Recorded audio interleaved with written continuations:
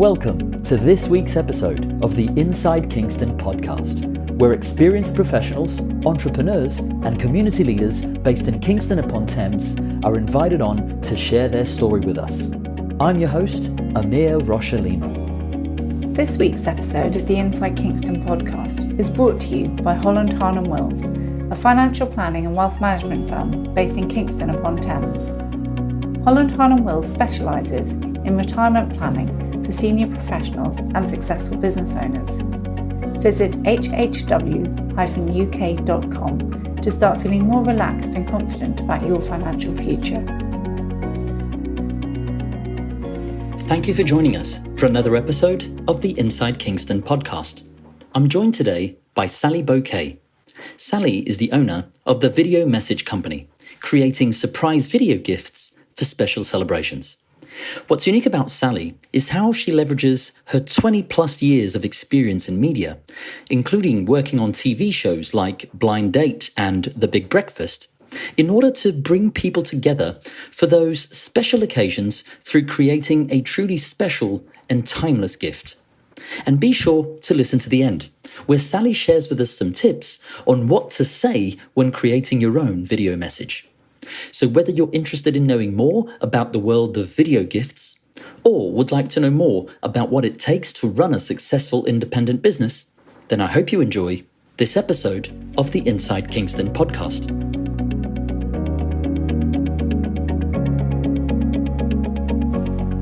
Welcome, Sally Bocquet, to the Inside Kingston Podcast.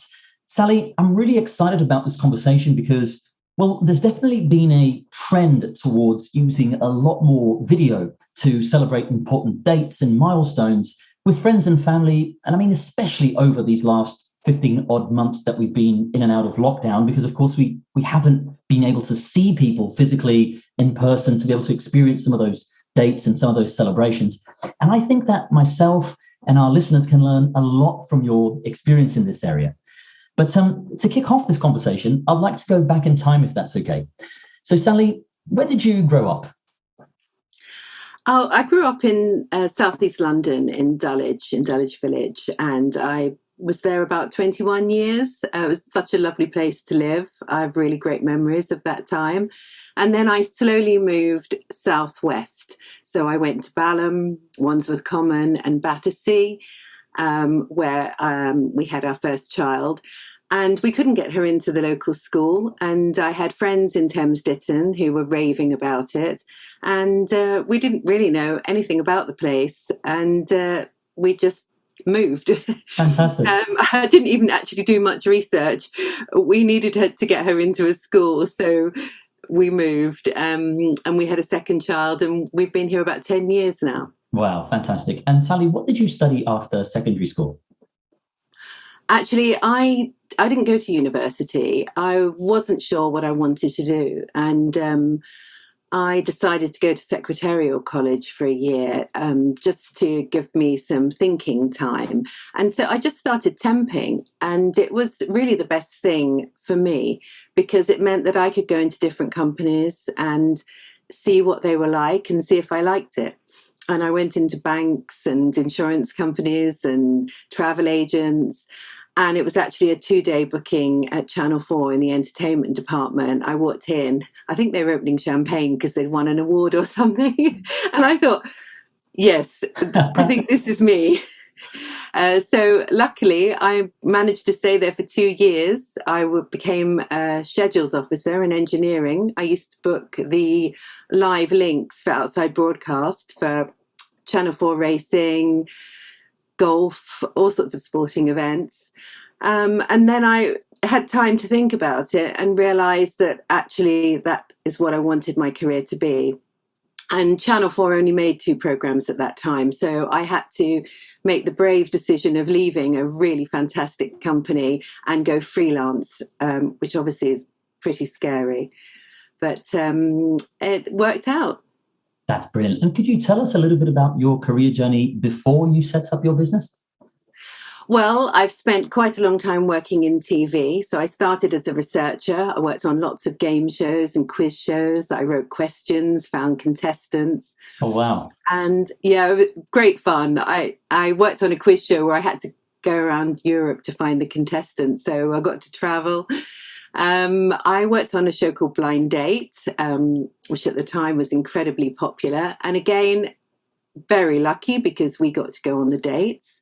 So every 2 weeks we were flying off to St. Lucia or Venice, Wow. Iceland. Yeah, I kept saying, I'm getting paid for this. It was a great job. And shows like The Big Breakfast. And I worked on This Is Your Life for 2 years at Teddington Studios.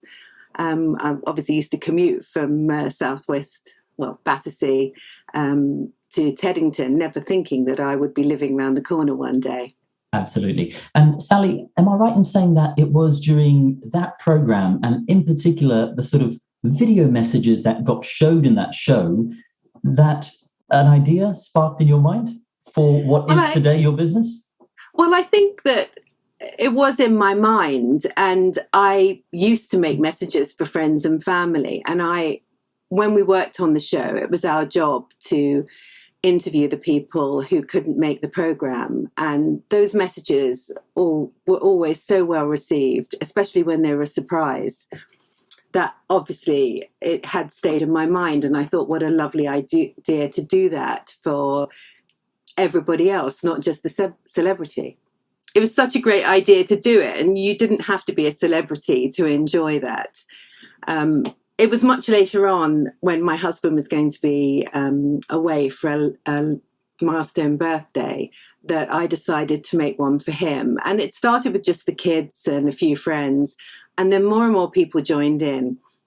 So I had to put it together and make it look good. And then I added a title and his favorite music and photos. So it became a bit of a production. It ended up being about 20 minutes. And I got such a great reaction from everyone else who saw it. And then people started asking for their own. And really, that's how it all started. That's fantastic. I really love that story, because I love how it was something that you did, for your husband, of course, and involving friends and family, that ends up almost like an introspective piece where you think, hang on a second, well, if I'm getting this feedback here, maybe other people would like something like this done for their husband or their friends or their family that are either abroad or in a different part of the country.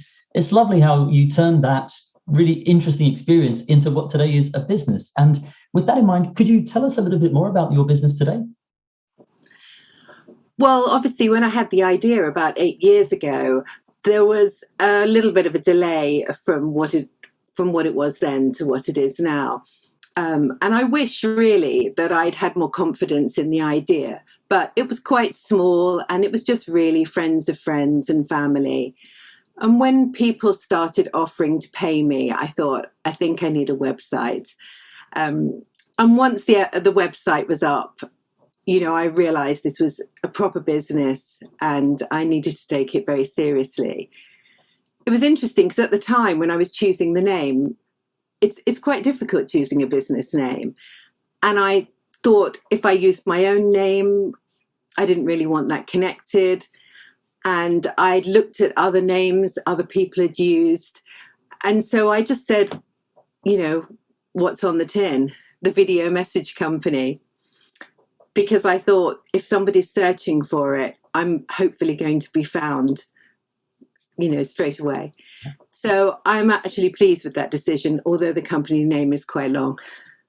Well, I'll tell you what, it definitely helped me in finding you, because when I was doing research for new guests here on the show, and I saw the name of your company, not only did I instinctively know exactly what it was about, and then with some further research on the website, it confirmed my thinking. It is, the Video Message Company, exactly as it says on the tin, as you said. But also, Sally, it got me thinking about the relevancy more than ever of the services you offer, especially over these last 12 to 15 months. I myself am the only person from my family that lives in the UK. I'm originally from Brazil. My family are all in Brazil. And speaking via video, sending video messages to elderly relatives who perhaps, because of the time difference, just weren't available for us to do a FaceTime or a WhatsApp call, has been invaluable for me. And I can imagine that you have had so many of these conversations and a lot of work because of those conversations throughout this period too. It has been an incredible time for the business, although it has been a dreadful situation. I have been pleased that I've been able to make families happy and reunite. And it was always meant to connect families who lived all over the world, because with the best will in the world, you're never going to get your entire family together for a big celebration. You know, we're so spread out these days. You know, it was a relevant product before lockdown, but obviously it became so important in lockdown. And one of the things that I found, I was hearing a lot of stories about the elderly celebrating their birthdays alone. So we have a neighbours WhatsApp group and we were keeping track of people. So I was contacting their relatives and offering to make video message compilations for free for them.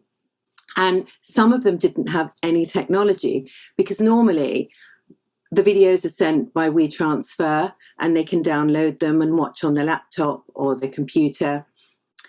But a lot of the elderly just didn't have computers. So I was going round to their houses with an iPad and setting it up on a table outside their front door, ringing the doorbell. I was a complete stranger to them, saying, I have a message from your family. I'm just going to press play and step back. I have actually, if you look on my Instagram, there is a video of a lovely gentleman who just cried so much because he hadn't seen his daughter and grandchildren for so long. Wow. So when word got round about that, you know, I was making quite a lot for the elderly who were alone, and they really appreciated it, and I really enjoyed doing it. Well, that's super lovely. I really appreciate you sharing that story. That just shows, you know, a big human side of these unfortunate events we've been living through, that, of course, your services are able to cater for.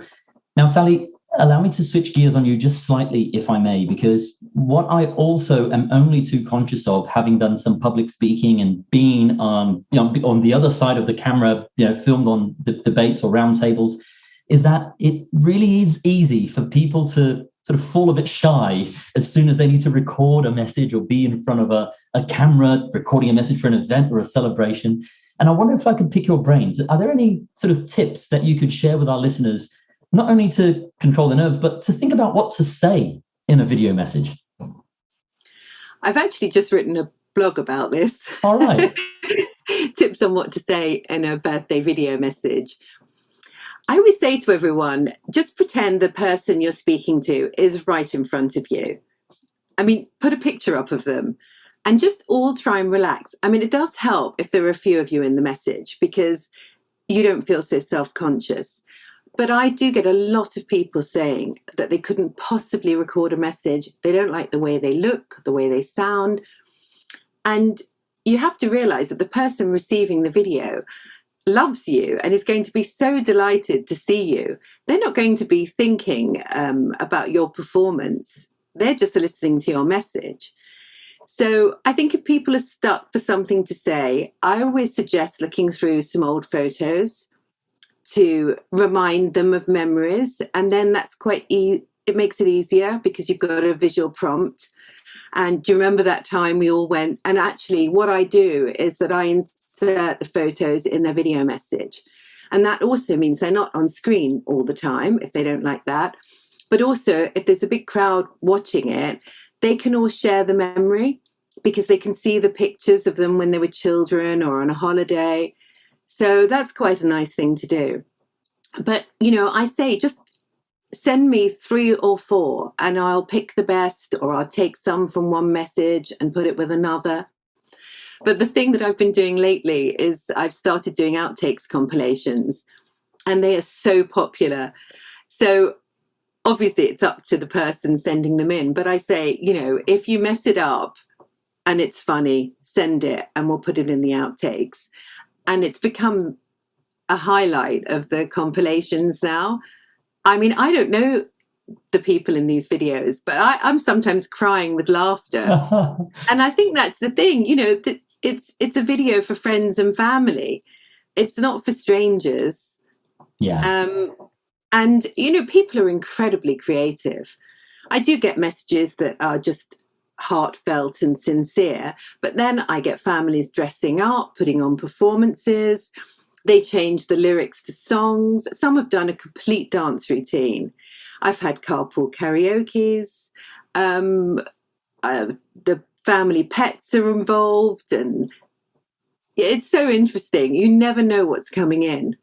And, the really interesting thing about video, Sally, in that sense, is that moment of time is then recorded. And you can look back on it in 5 years, 10 years' time, and not only remember the memories that you shared in the video, but remember the fact that you did that video and what you were trying to express in terms of the feeling, the sentiment through that video. I just find that it's lovely in that sense. It really is quite unique as a medium. I think what's interesting, and I was surprised by this, is that people say things on a video message that they would never say in person. I always felt this, and it sounds a bit morbid, but often at a funeral afterwards, you would just hear the most wonderful things about someone, and you think, oh, they're not here to hear it. And I just think on a day-to-day basis, we just don't tell people how we feel about them because we probably feel a bit embarrassed. But somehow on video, when you're paying a tribute or telling someone how much you care about them, it just seems to work. And there are lots of tears shed, and people do play them over and over again. As you say, it's great to, especially when you have young children and relatives you probably haven't seen for a long time. Absolutely. Now, Sally, you've had a really varied career right up until the point that now you're, of course, a small business owner yourself. What are some of the key business lessons that you've learned throughout your life? Well, I think the first thing I did was join a business club. And I found that really helpful to meet other new business owners, to learn new skills and get advice. And I think having your own business can be very lonely. And, I've worked for big companies and worked with teams, and you're getting together. And I really miss being able to say to someone, what do you think of this? Do you think this fits? What do you think of this title? And so it's really nice to have a community, although they might not be directly connected with your own industry. It's just nice to have another business person to talk to. And I also joined the Kingston Chamber of Commerce. But unfortunately, I joined literally just before lockdown. So it's only been online for meetings. But I would say that's important. And another thing I think is to ask for help and hire people when you don't know how to do something. I think there are so many jobs in running a business, apart from doing what you actually do. You can't possibly do it all well. We don't all have those skills. And I would definitely say, yes, ask for help and hire people who are have better skills than you in the areas that you find difficult. Yeah, and I strongly second that. And it's been a theme through the many conversations I've had on the show here. Folks who join chambers of commerce or business clubs precisely for that, to build also a network of professionals that they can rely on for the things that they either don't want to or don't know how to do at the level they want it delivered themselves. So that's fantastic. I appreciate you sharing that. When you look back at your career journey to date, what are you most proud of? When I saw that question, it's a very difficult question to answer, to find one. Well, I've had quite a varied career, and I have had a business before, which I am proud of. But I would say probably I'm most proud of the business that I have now. And that is because I'm running a business as well as looking after 2 teenage children, a 90-year-old mother who has Alzheimer's, and I'm her carer. And we have a new puppy. Wow. So I think that's quite an achievement. So that's what I'm proud of right now. You should be. That is definitely 2 handfuls of things to do. So well done on that, on all those fronts, Sally. Well done. What next for you and your business? Are there any projects in the pipeline that you could tell us about? Well, I have quite a few on the go at the moment. I'm always quite busy. And it varies from birthdays, weddings, anniversaries, baby showers. And I'm doing an interesting project for Cambridge University at the moment. But I'm doing a 90th, which is really lovely. And one of the things I offer is telephone support for the elderly if they're stuck with the technology, and also for ideas. And I actually will call people all over the world. What's been interesting about the company is that I expected most of my jobs to be local, well, definitely UK, but I would say 50% of my jobs come from overseas. Wow. And I've done a lot of work in America. 2 of my jobs at the moment are for Americans. And the biggest job I've ever done, 130 video messages. It ran 2 hours. It was for a client in New York. And he wanted the gift box shipped to New York for his wife's 50th. And that, I feel I can do anything now that I've done that. Handling 150 video messages from America, but with the time difference, I feel quite proud of that. That sounds awesome. And it also sounds like there's exciting times ahead with the other projects, including the one with Cambridge University that you're dealing with. Yeah, it's really interesting. I wasn't expecting it at all, and it's quite different. It's nice. As we start to wrap up, I'd like to ask you a few quick fire questions that our listeners are always interested in.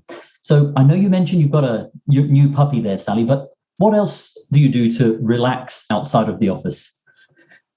Well, I don't get much time to relax, but I love to walk. It's such a beautiful area here. I love walking along the river to Kingston, and I like stopping at the Hideaway for a cocktail on a Friday evening with a friend. That's a lovely thing to do. And when I do have some free time, I love family history. I'm currently recording my mum's memories. Oh, and I'm hoping to make a little documentary of her life. But family storytelling is one of the services I offer, but it's been put on hold, obviously, with lockdown and everything. But hopefully I can resume that if we're ever back to normal. Oh, very cool. And are there any books that you've recently read that you'd recommend to our listeners? Well, the last book I read was Where the Crawdads Sing by Delia Owens. I don't know if you've read that, but it's soon to be a film, so I'm excited to see what they're going to do with it.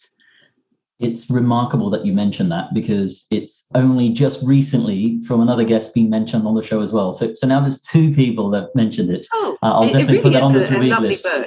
Yeah, it is. It's great. Very cool. And are there any movies or TV shows that you've recently watched that you'd recommend to our listeners? I have watched a lot of TV recently, and I do love crime drama. So I really enjoyed The Mayor of Easttown with Kate Winslet. Have you seen that? I haven't, but the feedback on that is great, isn't it? I really recommend it. She does a great job. Yeah, that's definitely on my to-watch list. I appreciate you sharing that.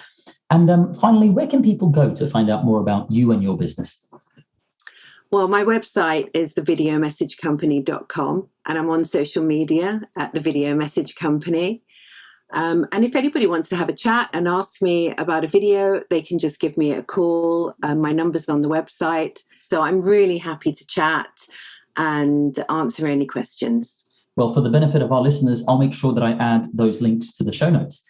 Sally, thank you for joining us. Oh, no worries. Sally, thank you for joining us here on the Inside Kingston podcast. It's been a pleasure getting to know your story. Oh, thank you so much for inviting me. I've really enjoyed talking to you. That wraps up another episode of the Inside Kingston podcast.